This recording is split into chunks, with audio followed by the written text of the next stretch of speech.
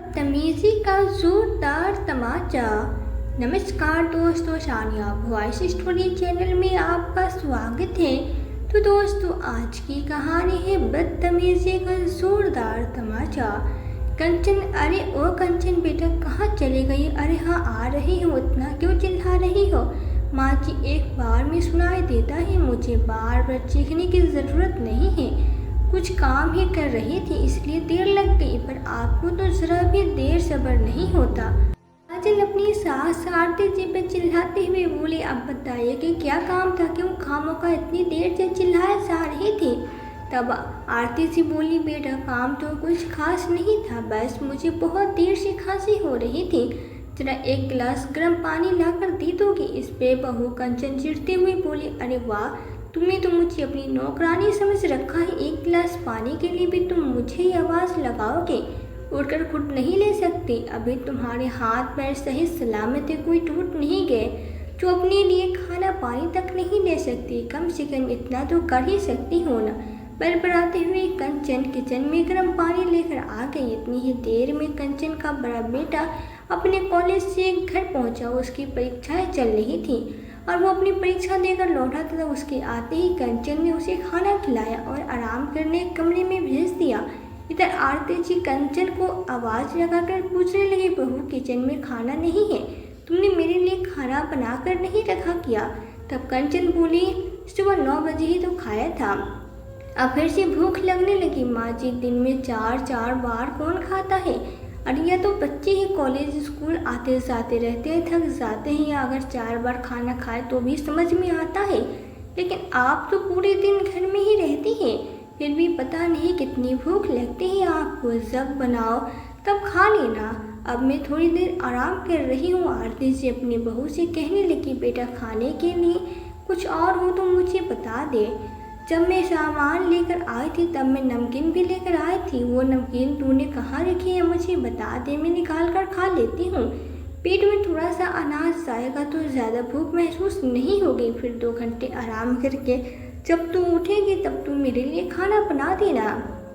कंचन इस पर झुझलाती हुई अपने बिस्तर से उठती हुई आई और किचन से नमकीन के पैकेट निकाल कर पटक दिया और बोली, बस यही है जो भी है, अब इसे खाकर चुपचाप बैठे रहना और दोबारा मुझे आवाज़ मत लगाना। अपने आप उठकर खाना बना दूंगी। और इतना कहकर कंचन कमरे में चली गई और अपने कमरे का दरवाज़ा बंद करके आराम करने लगी।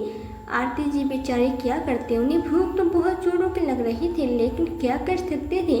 उन्होंने सोचा कि बहू भी सुबह से काम में लगी है और थकी हुई है तो कोई बात नहीं, अभी नमकीन खाकर ही काम चला लेती हूँ। यह सोचकर उन्होंने नमकीन खाए और पानी पीकर आराम करने लेट गई। शाम 4 बजे तक भी काजल अपने कमरे से बाहर नहीं आई। इधर आरती जी की भूख के मारे बुरी हालत हुए जा रही थी, पर यदि कंचन को आवाज़ लगाती तो उन्हें 4 बातें सुना देती, इसलिए बेचारी चुपचाप अपने पेट और खात में गड़ा कर पड़ी हुई थी। जब उनसे भूख बर्दाश्त नहीं हुई तो उन्होंने कंचन को आवाज़ लगा दी। आवाज़ लगाते ही कंचन कमरे से निकलते ही बोली, अरे हाँ माँ जी, आ रही हूँ। पता है कि आप भूखी हैं, पता नहीं कितनी भूख लगती है, पेट है या भंडारा जो भरता नहीं। नमकीन खाने के बाद भी भूखी हैं आप, हर टाइम बस खाना खाना, पता नहीं क्यों इतनी भूख लगती है। ना कोई काम करती है ना धंधा, फिर भी उन्हें भूख लगती रहती है। हर समय यह कहती हुई किचन में गई और 1 कप चाय और 2 पीस बिस्किट देती हुई कहती है, जब तक खाना बनाती हूँ तब तक यह खा लीजिए, पता नहीं आपको कितनी भूख लगती है। अभी सुबह की 4 रोटियाँ खाई थी, नमकीन खाई, फिर भी भूख लगी ही है। एक मैं हूँ जो सुबह खाकर सीधा रात को खाना खाती हूँ। अपनी सास को ताना देकर कंचन वापस किचन में काम करने चली गई। उसने सब्जी बनाई, आटा गूंद कर रख दिया और अपने पति के आने के बाद ही, यानी कि 7 बजे के बाद ही उसने खाना बनाया। अब बेचारी आरती जी वैसे भी खाना खाने बैठ रही थी कि कंचन आरती जी से बोली, माँ जी आपको दिखाई नहीं देता, आपका बेटा सुबह से ऑफिस गए थे और सुबह के गए, अब घर वापस लौट रहे, पहले इन्हें खा लेने दीजिए, गर्मा गर्म खाना बना रही हूँ, एक एक करके सब लोग खा लेना, कौन से पहाड़ टूटते हैं आप, जो जरा सब्र नहीं हो रहा। इतना कहते हुए कंचन ने सास के हाथ से थाली ली और अपने पति को खाना दिया। फिर कुछ देर रुक कर आरती जी ने अपने लिए खाना परोस और खाने लगी। खाना खाते हुए सोचने लगी कि कुछ दिनों पहले बहू का बर्ताव मेरे प्रति बहुत बदल सा जा रहा है। आखिर बात क्या है कि अचानक से इतना अजीब बर्ताव कर रही है। मैं इतनी सेवा किया करती थी और आज देखो मुझे यह खाना तक देने को तैयार नहीं है। आखिर ऐसा क्या हुआ है? यह सब सोचते हुए वो खाना खा रही थी और खाना खाकर बर्तन किचन के सिंक में उन्होंने डाल दिए। उस वक्त तो उनकी बहू कुछ नहीं बोली, लेकिन सुबह को पति के ऑफिस चले जाने के बाद आरती जी पे बरस पड़ी। माँ जी आपने मुझे समझ क्या रखा है? एक बात बताइए, सब काम करने का ठेका क्या मैंने ही ले रखा है? इस घर में मैं अकेली ही सबसे ज़्यादा खाती हूँ क्या? आप पूरे दिन बैठी रहती है, कोई काम ना धाम। कम से कम आप अपना ही सोच लिया कीजिए कि अपने काम तो कर ही दो। अरे खाना खा अपने बर्तन साफ नहीं कर सकते क्या? रात में आपके बेटे की वजह से कुछ नहीं कहा, वरना आपका बेटा और मेरा बेटा दोनों ही मुझ पे ही चार बैठते हुए सुनाने लग जाते। अरे कम से कम इतना तो देखा कीजिए कि मैं भी दिन भर काम करती रहती हूँ। अरे कुछ नहीं तो अपना खाया बर्तन ही साफ कर दीजिए। आरती जी धीमे कदमों से अपने बर्तन को उठाकर किचन में ले गई और खुद के बर्तन साफ करने लगी। साथ ही सिंक में जितने बर्तन पड़े थे सब धो दिए। दरअसल आरती जी को यह सब सोचकर बड़ा अजीब लग रहा था कि उनकी बहू का बर्ताव उनके प्रति इतना कैसे बदल गया। अब वो उन्हें ठीक से खाना भी नहीं देती, कभी कभार तो उनके एक वक्त के खाने को ही टाल देती, कभी बिस्किट दे देती, कभी थोड़ी बहुत नमकीन वगैरह बस। जबकि पहले तो वो अपने सास ससुर का बहुत अच्छे से ध्यान रखती थी। फिर अब इसे क्या हो गया? आरती जी ने कुछ नहीं बोली और अपना काम निपटाकर अपने कमरे में जाकर बैठ गई। शाम के समय अपनी पड़ोसी के यहाँ जाकर बैठ गई। कुछ देर उनसे बातचीत करने के बाद जब वह अपने घर वापस लौटी तो उनकी बहू खाना बना चुकी थी। खाना खाने के बाद सब लोग आराम करने चले गए। आरती जी किचन में जा अपना खाना खाने के बाद बर्तन साफ कर रही थी। तभी उनकी बेटी ने देखा कि उसकी माँ अपने बर्तन खुद धो रही है, तो वह अपनी पत्नी से बोला, कंचन तुम्हें दिखाई नहीं दे रहा क्या माँ अपने बर्तन साफ कर रही है? तुम उनसे बर्तन भी नहीं ले सकती क्या? माँ जी को कहिए ना, ये सब तो कभी बर्तन साफ नहीं करती, आपके सामने दिखावा कर रही है जैसे यही करती है सब। माँ जी रख नहीं सकती हैं आप बर्तन यहाँ पर कि आप इनके सामने ऐसे जता रही हैं जैसे आप ही सारा काम करते हैं। इसमें आरती जी बोली, नहीं बेटा मैं तो कुछ नहीं करती, सारा काम बहू ही करती है।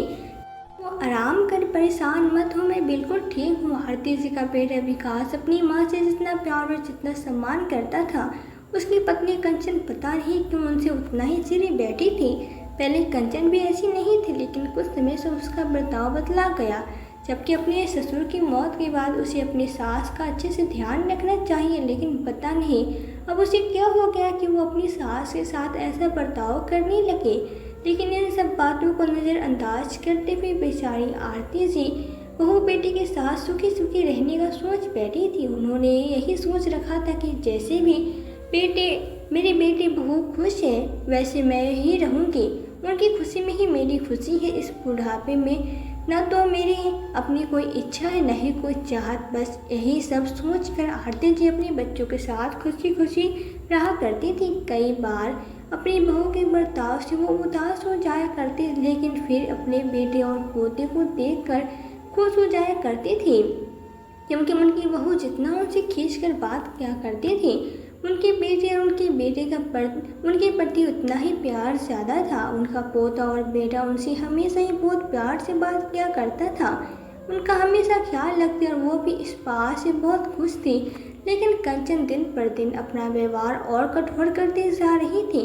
अपनी इतनी बुजुर्ग सास के प्रति उसका ऐसा व्यवहार बिल्कुल भी उचित नहीं था, जबकि उसकी सास की उम्र अब ढल चुकी थी और उनकी उम्र नहीं थी कि वह कोई भी काम कर सके। वो तो अपने रोज़मर्रा के काम खुद कर ले, उतना ही बहुत था। 70 वर्ष की उम्र में भला इतना काम कौन करता है? ये तो आरती जी भी जानती थी कि हाथ पैर चलने रहना चाहिए, और इसलिए वो सुबह 5 बजे उठकर व्यायाम करती और पास में ही बने हुए पार्क में रोज़ टहलने के लिए भी जाया करती थी। अपनी सेहत का वो पूरा ध्यान रखती। कंचन अपनी सास के साथ दिन पर दिन बुरे से बुरा व्यवहार करने की कोशिश करती और उन्हें बातचीत पर ताने सुनाती रहती कि आप तो कुछ नहीं करते हैं, घर में खाली बैठे रहते हैं, कभी कुछ काम कर लिया कीजिए, मेरा ही काम कर दिया कीजिए। ये सारी बातें उनसे करती रहती, लेकिन अपनी पति और बेटी के सामने वो अपनी सास को कुछ भी न बोलती। उनके सामने वो बहुत सीधी और अच्छी बनने का नाटक किया करती थी, क्योंकि वो दोनों आरती जी से बहुत प्यार करते थे। कंचन के यूँ बदलते हुए व्यवहार को देख कर ही आरती जी परेशान थी, पर वो अपनी बेटी की तरह उसे मानती थी, इसलिए उसकी खुशी के लिए जैसा वह कहती वैसा कर दिया करती थी। एक दिन आरती जी बैठी हुई थी, तब उनकी बहू उनसे कहने लगी, माँ जी अब आप सारे काम तो खुद कर ही लेते हैं, अगर बुरा न माने तो एक बात कहूँ, मेरे पास इतना ज़्यादा काम हो जाता है कि मुझे बिल्कुल भी फुर्सत नहीं मिलती। अगर हो सके तो आप मेरी थोड़ी मदद कर दिया करें, बस कपड़े धोने का काम आप कर दिया करें, बाकी सभी काम तो मैं कर ही लेती हूँ। आरती जी बस अपनी बहू के अचानक से बदलते हुए रूप से परेशान थी, पर वो अपनी बेटी की तरह उसे मानती थी, इसलिए उसकी खुशी के लिए जैसा वो कहती वैसे कर दिया करती थी। और इस तरह कंचन अपनी सास से कपड़े धुलवाने लगी कि एक दिन ऑफिस निकलते वक्त आरती जी के बेटे का फ़ोन और ऑफिस का कुछ ज़रूरी पेपर घर पे ही रह गया। इसके बारे में उसे ऑफिस पहुंचकर पता चला। जब उसे ऑफिस में ध्यान आया कि उसका फ़ोन और पेपर तो घर पे ही रह गया है, तो उसने अपने दोस्त से कहा कि वो ऑफिस देर से आएगा, इसलिए उसके घर से वो फ़ोन लेकर चला है। और हुआ भी ऐसा ही, लेकिन जब विकास का दोस्त उसके घर फ़ोन लेने के लिए आया, उस वक्त आरती जी कपड़े धो रही थी। विकास का फ़ोन और पेपर कुछ देर के लिए मिला नहीं, शायद वो अपने फ़ोन को आसपास कहीं रखकर भूल गया था। तो कंचन ने चेयर डालकर विकास के दोस्त को वहीं बैठने के लिए कहा और कंचन अपने पति का फ़ोन ढूंढ रही थी। इतने में विकास का दोस्त उठकर इधर उधर टहलने लगा कि तभी उसकी नज़र आरती जी पे पड़ी, जो कि कपड़े धो रही थी। वो एक तक आरती जी को देखते रहा, सबके कपड़े धो रही थी। आरती जी ने कपड़ों को सुखाने के लिए ही डाल दिया। फिर वो खाना खाया जो उन्होंने अपने कमरे में पहले ही रख दिया था। खाना खाने के बाद उन्होंने अपने बर्तन साफ करके रखे और अपने कमरे में की साफ सफाई भी की। इधर तब तक कंचन ने फ़ोन ढूंढ लिया और जैसे ही फ़ोन लेकर बाहर आई, उसने देखा कि विकास का दोस्त इधर उधर घूम रहा है और वो उसके सास के कमरे के आसपास था। तो कंचन ने झटपट से आवाज़ लगाई, भाई साहब, अरे आप इधर क्या कर रही हैं? यहाँ बैठिए, लीजिए फ़ोन और पेपर। दरअसल तकिए के नीचे दबा हुआ था, इसलिए दिखाई नहीं दिया, कब से ढूंढ रही थी। या लीजिए फ़ोन और आप जाइए। इतना सुनकर वो लड़का फ़ोन लेकर चला गया, पर वो बहुत अजीब महसूस कर रहा था। जाकर उसने जब विकास को फ़ोन दिया तो विकास ये अजीब तरीके से बोलने लगा कि यार, पता नहीं कैसे कैसे लोग हैं, अपने माँ बाप के साथ कैसे बर्ताव करते हैं। मैं तो अपनी माँ से कुछ भी काम नहीं करवाता और यहाँ देखो कुछ लोग अपने माँ बाप से नौकरों की तरह काम कराते हैं। अरे कोई उम्र होती है काम करने की, जब औलाद बड़ी हो जाए तो औलाद को माँ बाप की देखभाल करनी चाहिए, ना कि माँ बाप को औलाद की। और उसकी यह सब बातें सुनकर विकास थोड़ा सा चौंक गया और बोला कि यह सब तो क्या कह रहा है और किसको सुना रहा है? तब उसका दोस्त बोला, अरे किसे कह रहा हूँ? तुझे कह रहा हूँ और तुझे सुना रहा हूँ। अरे यार, हद होती है, 70 साल की उम्र में भी वो बुजुर्ग महिला इतना काम करती है, शर्म नहीं आती तुझे? मेरी माँ इतना काम करती है, तुम लोग उनसे इतना काम करा भी कैसे लेते हो? मैं तो अपनी मम्मी पापा से कभी काम नहीं करवाता। यह सब सुनकर विकास को बड़ा अजीब लगा और बोला, तू किसी और के घर में तो नहीं घुस गया ना? क्योंकि मेरी माँ भी कुछ काम नहीं करती। अरे मेरी पत्नी कंचन उन्हें हर चीज़ हाथ में देती है, लगता है तू किसी और के घर में घुस गया। इतना कहते हुए विकास हंसने लगा। तब विकास की तरफ टेढ़ा मेढ़ा देखता हुआ उसका दोस्त बोला, जी नहीं, मैं बिल्कुल सही घर में घुसा था, तभी तो तेरा फ़ोन और पेपर तुझ तक पहुंचा दिया। गलत घर में पहुंचा तो तेरा फ़ोन कैसे आता? विकास अपने दोस्त को सीरियस देख कर बोला, यार क्या बात है, तू बड़ा नाराज सा दिखाई पड़ रहा है, बात क्या है मुझे बता। तो बात घर जाकर आखिर ऐसा तूने क्या देख लिया जो तू मुझे इतनी सारी बातें सुना रहा है? तब विकास के दोस्त ने उसे सारी घटना बताई जो भी उसने अपने उसके घर पर देखा था। यह सब सुनकर विकास भी बहुत नाराज हुआ और कहने लगा कि अगर ऐसा है तो मैं अपनी पत्नी को ज़रूर सबक सिखाऊंगा। ऐसा सोचकर विकास अपने ऑफिस से घर के लिए निकल गया। जब वो घर पहुंचा तो उसने देखा कि कंचन खाना बना रही थी और उसकी माँ अपने लिए खाना निकालने के लिए बर्तन उठाए थे कि तभी उनका बेटा पहुंच गया। इतने में ही वो हाथ मुंह धोकर आया। उसकी माँ ने थाल में अपने लिए खाना निकाल लिया था और कंचन ने फटाफट वो थाल उठाकर अपने पति के सामने रख दी। अब तो ये सारी चीज़ें विकास खुद ही ऑब्जर्व करने लगा कि वास्तव कंचन का उसकी माँ के प्रति व्यवहार कैसा है। जब विकास ने देखा कि अगले दिन जब फिर से कंचन ने उसकी माँ के आगे से थाल उठा ली तो विकास तेज आवाज में चिल्लाया, कंचन तुम्हें इतनी भी तमीज़ नहीं। माँ अपने लिए खाना निकाल रही थी और तुमने उनके आगे से थाल उठा ली। तब कंचन बोली, अरे नहीं नहीं माँ जी, तो आपके लिए खाना लगा रही थी, है ना माँ जी। इस पर आरती जी में भी हाँ में गर्दन हिला दी। तब विकास बोला, अच्छा अगर माँ मेरे लिए खाना निकाल रही थी तो तुम क्या कर रहे थे? क्या तुम्हें मुझे खाना देने में इतना कष्ट पहुँच रहा है? क्या मैं खुद नहीं निकाल सकता अपने लिए खाना? माँ कोई छोटा बच्चा तो नहीं है जो वो तुम्हारे साथ काम कराएगी। मुझे ठीक ठाक से चला फिरा भी नहीं जाता, लेकिन फिर भी तुम मुझसे ही काम करवा रही हो। इस पे कंचन बोली, हद हो गई, आप तो ऐसे कर रहे हैं जैसे घर के काम आपकी माँ ही कर रही है। मैंने तो नहीं कहा ना इनसे, या खुद ही खाना निकालने के लिए चली आई। चाहिए माँ जी, बैठ जाइए, खामखा मुझे बदनाम कर रही है। विकास ने भी कुछ नहीं कहा क्योंकि विकास के सामने वो बड़ी भोली बन जाया करती थी। अब विकास ने अपने बड़े बेटे अमर से इस बारे में बात की तो अमर ने भी कहा कि हाँ पापा, मुझे भी मम्मी का व्यवहार दादी के प्रति कुछ बदलता बदलता से लगता है और काफ़ी समय से मैं यही देख रहा हूँ। तब विकास ने बोला, बेटा इसी बात को तो हमें पता लगाना है, हम दोनों को आखिर तेरी माँ का बर्ताव इतना बदला बदला क्यों है? तब अमर बोला, पापा मेरे दिमाग में एक बात है। दरअसल माँ की एक फ्रेंड है जो कि मम्मी की कॉलेज की बेस्ट फ्रेंड हुआ करती थी। उस दिन आपको बताया था ना उन्होंने कि वो मम्मी को एक दिन अचानक से बाजार में मिल गई।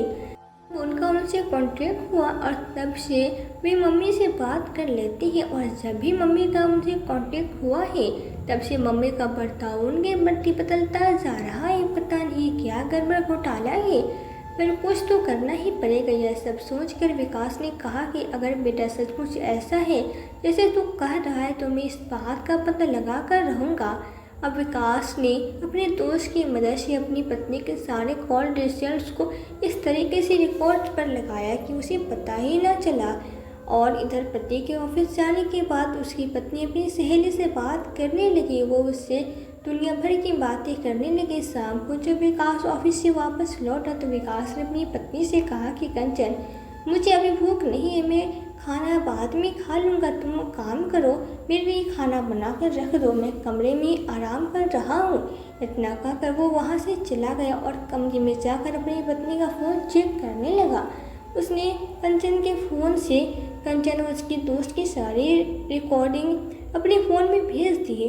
अब उसने जब पता लगाया तो पता चला कि वह कंचन की चचेरी बहन थी जो कि बहुत समय पहले अपने घर से आ गई थी। उस दिन वही कंचन से बाजार में मिली थी और कंचन उसी से फ़ोन पर बातें किया करती थी जो कि हमेशा ही कंचन को उल्टी सीधे पाठ पढ़ाया करती थी। कंचन के पति ने जब उसकी सारी रिकॉर्डिंग सुनी तो उसे कंचन पे बहुत गुस्सा आया। जैसे कंचन खाने की प्लेट लेकर कमरे में पहुंची तो गुस्से में उसके पति ने उसकी थाल में जोरदार हाथ मारा और खाना बिखर गया। यह सब देखकर कंचन भी चौंक गई कि आज अचानक उसके पति को क्या हो गया और किस बात में वो इतना ज़्यादा गुस्सा है।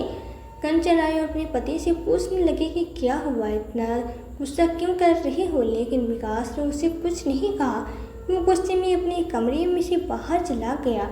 अपनी माँ को जब उसने फिर से रात में बर्तन मांजते हुए देखा तो तिलमिरा गया और अपनी माँ से बोला, माँ मुझे एक बात बताइए, आपसे बर्तन साफ करने के लिए किसने कहा? जब देखो तब आप किसी न किसी काम में ही लगी रहती हैं। मैंने आपसे कितनी बार मना किया है कि आपकी उम्र अब काम करने की नहीं है बल्कि आराम करने की है, लेकिन आप है कि मेरी बात सुनते ही नहीं है। मुझे बताइए कि किसने कहा आपसे यह काम करने के लिए? अब बेचारी आरती जी क्या ही कहती अपने बेटे की बात सुनकर थोड़ी परेशान और भावुक सी हो गई। फिर खुद को संभालते हुए तीसरी नजरों से अपनी बहू की ओर देखने लगी और कभी अपने बेटे की ओर, फिर उसने बेटे की ओर देखते हुए बोली, किसी ने नहीं कहा बेटा, मैं तो अपनी मर्जी से यह काम कर लेती हूँ। तब विकास बोला, माँ मुझसे झूठ मत बोलिए, मैं सब जानता हूँ कि आप यह काम क्यों करती हो और किसने कहा है आपसे यह काम करने के लिए। आज के बाद आपको किसी की बात सुनने की ज़रूरत नहीं है। मैं आपका बेटा, इस घर का मालिक हूँ और मैं इस घर का खर्च चलाता हूँ, कोई और नहीं। तो आपको किसी के आगे झुकने की ज़रूरत नहीं है और ना ही किसी का कोई काम करने की। जब मैंने आपसे काम करने के लिए मना किया है तो बस आप कोई काम नहीं करेंगे, सिर्फ आराम करेंगे। यदि आपको अपने स्वास्थ्य की चिंता है तो आप पार्क में घूमने चला जाया कीजिए, घर के काम करने की क्या ज़रूरत है। अपने माँ से इतना सब कहने के बाद विकास अपनी पत्नी का हाथ पकड़ा और उसे लगभग घसीटते हुए कमरे से बाहर ले गया। बल्कि कमरे से नहीं, वो कंचन को उस घर से बाहर ले गया और उसे तुरंत अपनी गाड़ी में बैठाकर उसकी माँ की पहुँचा दिया। अब जब विकास अपनी पत्नी कंचन को लेकर अचानक से माँ के पहुँचा और उसे वहीं छोड़कर आने लगा तो कंचन के माता पिता भी चिंतित हो गए और फिर विकास को रोकने लगे, उसे बात करने लगे कि बेटा आखिर बात क्या है और तुम अचानक से कंचन को छोड़कर क्यों जा रही हो। ना बैठे न बात किया, अचानक से ऐसा क्या हो गया। बेटा इतनी नाराज क्यों हो, हमसे कोई गलती हुई है क्या। तब विकास अपने सास ससुर से बोला, नहीं मम्मी जी, पापा जी, आपसे कोई गलती नहीं हुई है। यह कहो कि तो शायद आपसे ही गलती हुई है, जो आपने अपनी बेटी को पढ़ाया लिखा और इतना समझदार बनाया, इतना काबिल बनाया कि वो अपने पैरों पे खड़ी हो सके। लेकिन आप उसे यह सीख देना भूल गए कि उसे अपने परिवार को किस तरह चलाना है। जब घर के बाकी सभी फैसले लेने में या अपनी समझदारी दिखा दिए तो इससे अपने चचेरी बहन की बात मानने से पहले ये समझदारी क्यों नहीं दिखाई। क्यों उसकी बातों में आकर इसने मेरी माँ को उनके ही घर में नौकर बनाकर छोड़ दिया। पूछिए इससे कि मैं जो कह रहा हूँ क्या मैं गलत कह रहा हूँ। उसी में चिल्लाता हुआ विकास बोला तो डर के मारे कंचन पूरी तरह कांप गई और नजरें नीचे करके खड़ी हो गई। जब विकास की बातें सुनी तो उसकी सास ससुर अपने बेटे की और देखने लगे, पर कंचन की झुकी नज़रों से उन्हें सब कुछ समझ बता दिया। लेकिन फिर भी कंचन की माँ उससे नाराज होते हुए पुलिस जो यह कह रहे हैं कि यह सब सच है क्या, वास्तव में तूने अपनी माँ समान सास के साथ ऐसा घटिया बर्ताव किया है। जब कंचन ने फिर भी नजरें नहीं उठाई तो उसकी माँ बोली, कंचन मैं तुमसे बात कर रही हूँ, क्या जो दामाद जी कह रही हूँ वो सच है। इस बार कंचन ने धीमी सी गर्दन हिलाई तो कंचन की माँ ने गुस्से में आकर कंचन को थप्पड़ जड़ दिया और बोली कि तुझे शर्म नहीं आई अपनी माँ समान सास के साथ ऐसा बर्ताव करते हुए कि हमने तुझे यही संस्कार दिए हैं। हमने तो कभी भी तुझे यह नहीं सिखाया कि तू अपने से बड़ों के साथ ऐसी बदतमीजी करे और फिर वो तो तेरी सास और उसके साथ तूने ऐसा बर्ताव किया भी कैसे।